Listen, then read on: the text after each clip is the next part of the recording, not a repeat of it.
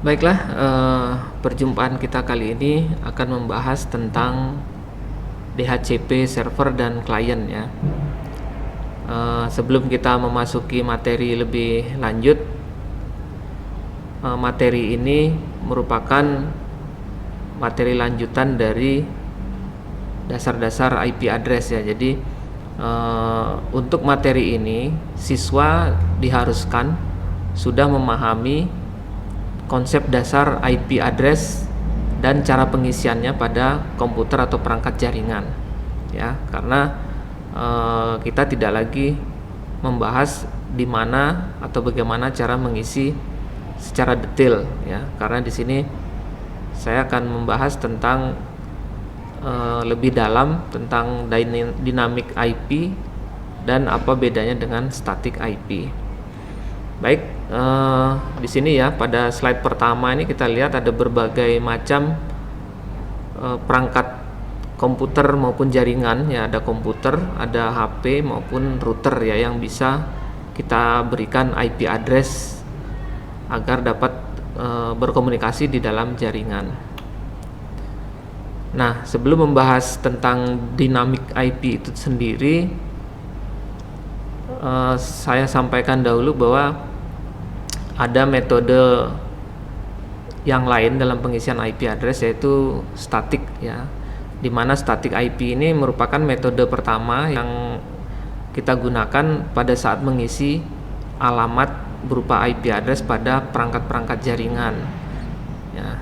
Nah, yang dimaksud dengan static ini adalah pemberian IP address secara manual ya oleh seorang user ataupun seorang administrator ya, pada perangkat-perangkat jaringan tersebut, sehingga sifatnya tetap ya. Mungkin di slide berikutnya saya contohkan di sini misalnya sebuah komputer ya. Di sini ada sebuah komputer yang ingin kita berikan IP address misalnya 192.168.10.2, kelasnya adalah kelas C ya, /24. Nah, pada interface jaringan komputer tersebut maka bisa dilihat di sini ya, kita gunakan button yang kedua ya. Biasanya kalau defaultnya kan buttonnya ada di posisi yang pertama, artinya settingan masih otomatis. Begitu juga dengan DNS-nya ya, awalnya adalah kosong. Nah, ketika kita ingin memberikan IP address secara manual maka kita memilih button yang kedua. Kemudian IP address-nya seperti ini ya, kita masukkan, kita tuliskan di sini 192.168.10.2. Kemudian subnet kelas C ya, /24 ini yaitu 255.255.255.0 ya. Kalau di dalam jaringan LAN tersebut tidak ada koneksi ke jaringan luar, maka default gateway maupun DNS nggak apa-apa dikosongkan ya. Nah, ketika misalnya di jaringan komputer tersebut ada koneksi ke jaringan lain atau ke internet misalnya, maka default gateway akan diisi juga ya. Ini merupakan biasanya perangkat jaringan ataupun komputer yang mengarah ke saluran yang ada koneksinya ke saluran luar ya, jaringan luar, apakah itu jaringan lain ataupun jaringan internet. Nah, ketika di dalam jaringan tersebut menggunakan internet, maka biasanya ini juga kita isi DNS-nya ya. DNS bisa kita isi 1 atau 2. Nah, di sini contohnya ada 2 DNS yang dimasukkan ya. Di sini menggunakan 1111 merupakan DNS milik Cloudflare. Kemudian 8888 merupakan DNS milik Google ya. Salah satu bisa ataupun kedua-duanya juga boleh digunakan. Ya, jadi pengisian IP statik seperti ini ya. Nah, ini nanti kalau misalnya mau merubah IP address ke nilai yang berbeda, maka kita akan masuk kembali ke settingan ini dan diulang ya, atau dirubah begitu. Baik, nah ini selanjutnya adalah pengisian atau mengkonfigurasi dynamic IP ya. Dimana metode dynamic IP ini merupakan metode kedua pengisian IP address atau identitas pada perangkat jaringan secara otomatis ya. Nah, ketika kita masuk ke bagian interface untuk menyeting atau mengkonfigurasinya, maka sama seperti tadi, cuman ini kita pakai secara defaultnya ya. Interface daripada Ethernet itu defaultnya seperti ini, kosong, karena dia memang settingan awal adalah DHCP ya. Begitu juga dengan DNS-nya ya. Nah, jadi ketika kita merancang jaringan menggunakan DHCP, maka settingan daripada perangkat interface-nya kita biarkan seperti ini secara default ya, karena dia nanti akan mencari sebuah DHCP server untuk mendapatkan IP address, demikian. Nah, ketika nanti sudah terkoneksi, untuk melihat IP-nya dengan metode masuk ke command prompt daripada sistem operasi Windows ya misalnya, maka kita perlu masuk ke command prompt untuk melihat IP address dengan cara mengetikkan ini ya, mengetikkan perintah seperti ini. Saya zoom dulu ya. Nah, seperti ini. Jadi kita mengetikkan ipconfig spasi /all begitu ya.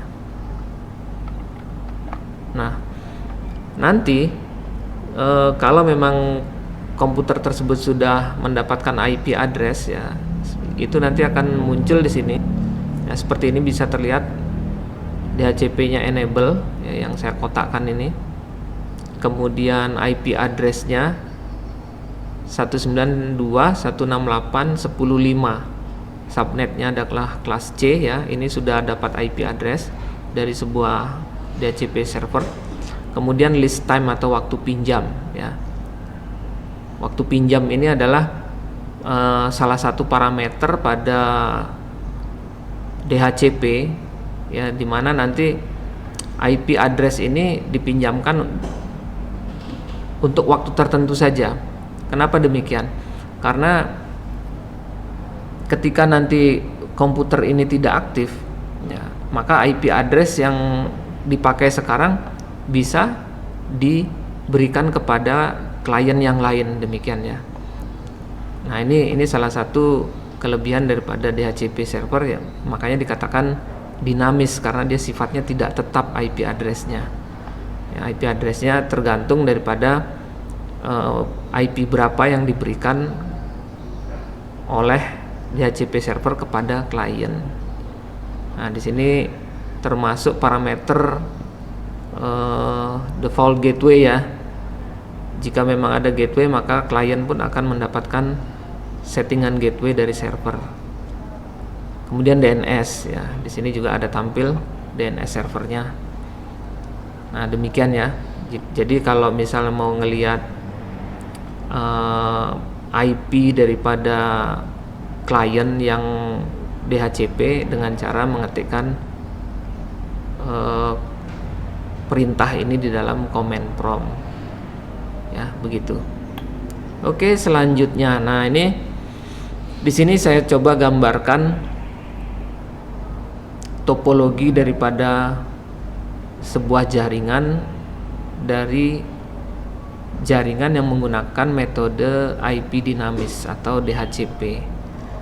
Ya, di sini memperlihatkan ada sebuah komputer server ya. Kita umpamakan aja gambar yang ini adalah sebuah server DHCP yang mana memiliki IP 192.168.10.1 kelas C ya, dan parameter tambahannya di dalam server DHCP ya, itu berisi data-data seperti ini, ada IP pool ya, atau DHCP pool merupakan IP address yang akan dibagikan atau diberikan kepada klien. Ya, ini rentangnya sebagai contoh 10.2 sampai dengan 10.100 ya. Atau misalnya mau dibatasi sampai 10.50 misalnya bisa. Ya, tergantung dari kebutuhan yang diinginkan. Kemudian ada parameter gateway, ada parameter DNS dan waktu pinjam daripada IP yang diberikan kepada klien ya. Jadi nanti misalnya waktu pinjamnya 30 menit, setelah 30 menit ternyata komputer tersebut masih membutuhkan IP, maka IP itu akan diteruskan pemberian untuk penggunaannya. Nah, ini adalah contoh ya, dimana nanti komputer pada DHCP client 1, 2, dan 3 tidak perlu kita isikan IP, karena dia ketika diaktifkan akan mendapatkan IP dari DHCP servernya ya. Mudah-mudahan bisa dipahami. Nanti lebih detailnya bagaimana prosesnya bisa melihat dari slide-slide berikutnya. Nah, pada gambar berikut ini merupakan topologi penggunaan daripada DHCP sistem ya. Jadi kalau tadi yang kalian lihat DHCP servernya berupa PC ya, PC server. Namun pada contoh ini umum ya. Di sini saya gambarkan DHCP servernya berupa router ya, berupa router atau wireless, perangkat jaringan wireless ya.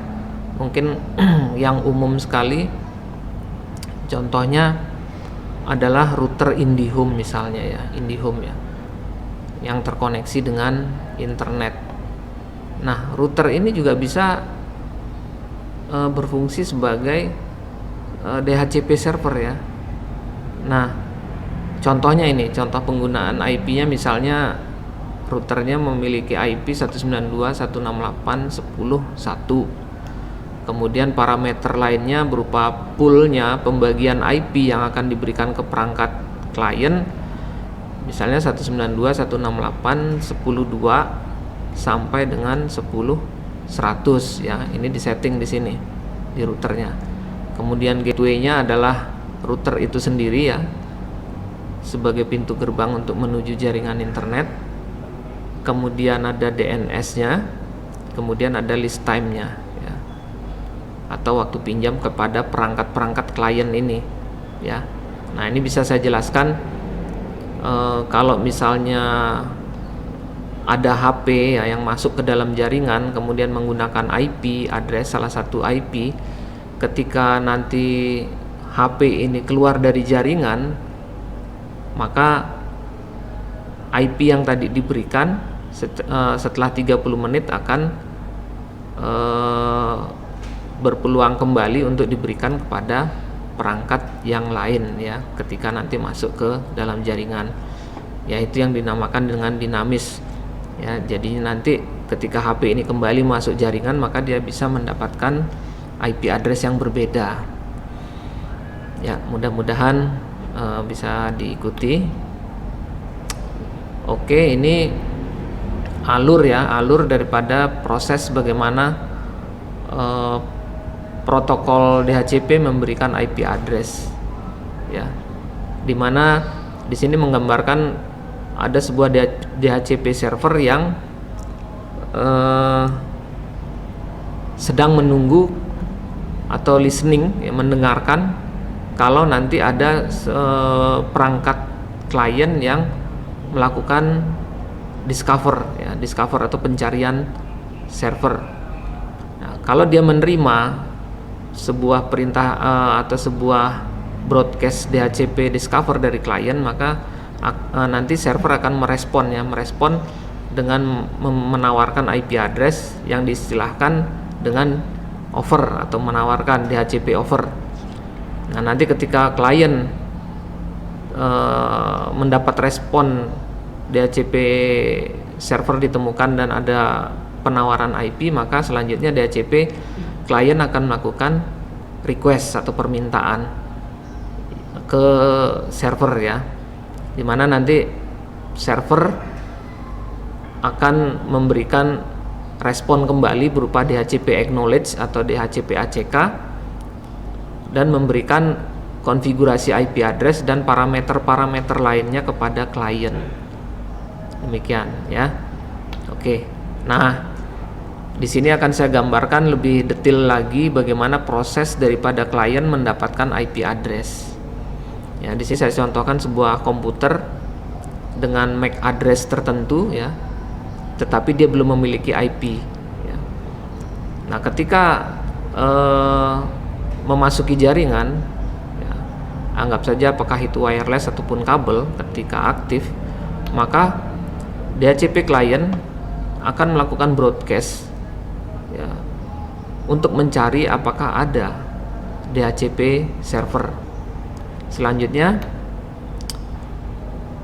ketika DHCP server menerima broadcast discover, maka DHCP server akan melakukan penawaran kepada klien ya. Selanjutnya ketika klien sudah mendapatkan penawaran, maka DHCP klien akan melakukan permintaan ya, yang kemudian disusul dengan DHCP server memberikan ACK atau acknowledge dan memberikan IP address yang dibutuhkan beserta parameter lainnya ya, apakah itu DNS, IP address, DNS dan default gateway dan yang lainnya. Ya. Nah, ketika ditanyakan misalnya pada slide berikut ini ya, mana sih yang baik ya, statik atau dinamik? Sebenarnya tergantung daripada penggunaan IP atau jaringan yang akan kita buat atau dibutuhkan ya. Jadi nggak ada mana yang lebih baik, mana yang lebih jelek, karena apa? Masing-masing memiliki keunggulan dan kekurangan. Pada static IP untuk jaringan kecil mungkin lebih tepat ya, karena pengisian IP jika PC-nya itu mungkin masih 10 atau 15 mungkin masih mudah ya, karena kita akan mengisi masing-masing perangkat secara manual ya. Selain itu pada IP statik kita tidak membutuhkan yang namanya DHCP server ya, dimana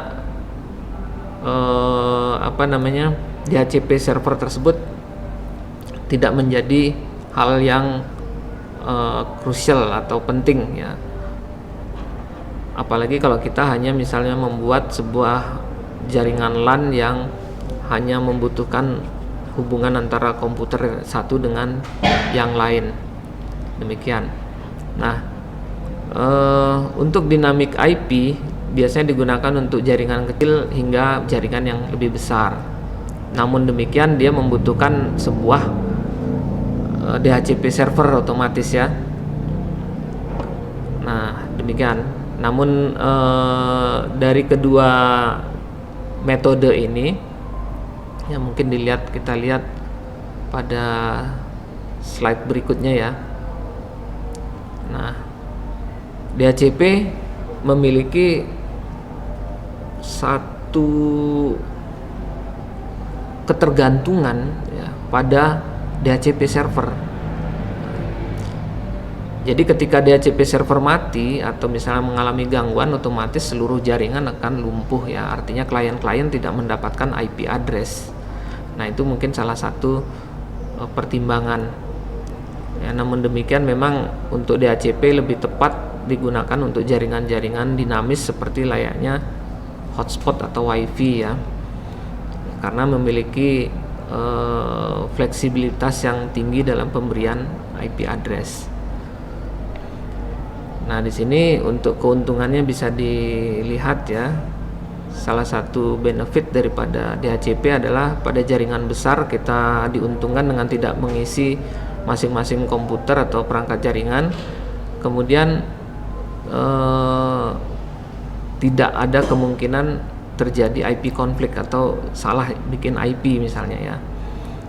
Kalau di static IP dengan banyak komputer ya, kadang-kadang kita memasukkan dua IP yang sama ketika jaringan dijalankan, maka akan muncul IP konflik ya. Satu atau dua perangkat tidak bisa terkoneksi dengan baik pada jaringan.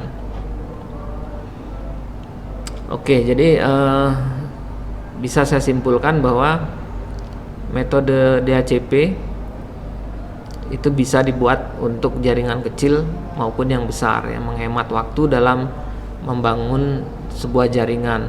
Namun demikian sangat membutuhkan adanya DHCP server ya. Nah itu, dan mungkin untuk kekurangan ketika DHCP server belum dinyalakan atau rusak atau mengalami gangguan, maka klien-klien tidak dapat terhubung di dalam jaringan komputer ya, sampai dengan ada DHCP server pengganti. Nah, baik, pada penghujung materi di sini saya gambarkan sebuah kuis ya, untuk menambah pengetahuan tentang static dan dynamic IP. Di sini ada sebuah DHCP server dengan IP address 192.168.10.1. Ya, ini adalah jaringan kabel di mana pada jaringan DHCP ini sudah ada 3 buah komputer yang terhubung ya, menggunakan metode DHCP. Nah, ketika misalnya saya menambahkan sebuah komputer tetapi tidak mengikuti metode daripada 3 komputer ini, misalnya saya buat di sini menggunakan static IP ya. Jadi yang komputer keempat saya buat IP address tetapi tetap mengikuti segmen yang ada. Ya, anggap saja misalnya di sini server 10.1. Kemudian 3 PC ini mendapat 192.168.10.2, 10.3, 10.4 misalnya ya. Tetapi didapatkan IP secara dinamis melalui DHCP server. Nah, ketika saya menambahkan satu buah komputer tetapi menggunakan IP statik yang satu segmen ya, misalnya saya menggunakan 192.168.10.10 misalnya ya. Nah, pertanyaannya, apakah komputer ini nantinya dapat terhubung juga dengan server maupun klien yang lain ya. Nah, itu pertanyaannya. Nah, mudah-mudahan dengan kuis ini ya, apapun hasil yang didapat nanti bisa dicari di literasi-literasi yang lain, sumber-sumber yang lain ya, kemudian dapat mengingat bagaimana ketika sebuah jaringan DHCP kemudian ditambahkan komputer dengan sistem metode dengan IP yang statik. Nah, mudah-mudahan apa yang saya jelaskan pada materi ini dapat dipahami. Baik, sekian dari saya. Jadi sebelum saya akhiri, masih ada banyak metode materi daripada DHCP yang bisa kalian gali ya. Sebagai contoh misalnya pada DHCP sistem bisa saja sebuah komputer ya yang tadi dikatakan dinamis bisa mendapatkan IP selalu berbeda-beda tergantung IP berapa yang diberikan oleh server. Itu ada konfigurasi pada server yang bisa memberikan IP address yang tetap sama kepada sebuah atau lebih komputer yang memang sudah dikonfigurasi ya. Misalnya ada satu komputer dengan MAC address tertentu diberikan walaupun dengan metode DHCP tetapi disetting IP dengan MAC address tersebut bisa mendapatkan IP yang sama setiap saat, ya, setiap jaringan tersebut diaktifkan. Nah, ini ada konfigurasinya. Nah, di sini saya akhiri dulu pertemuan kita tentang materi DHCP. Ya, mungkin bisa digali kembali pada sumber-sumber yang lain.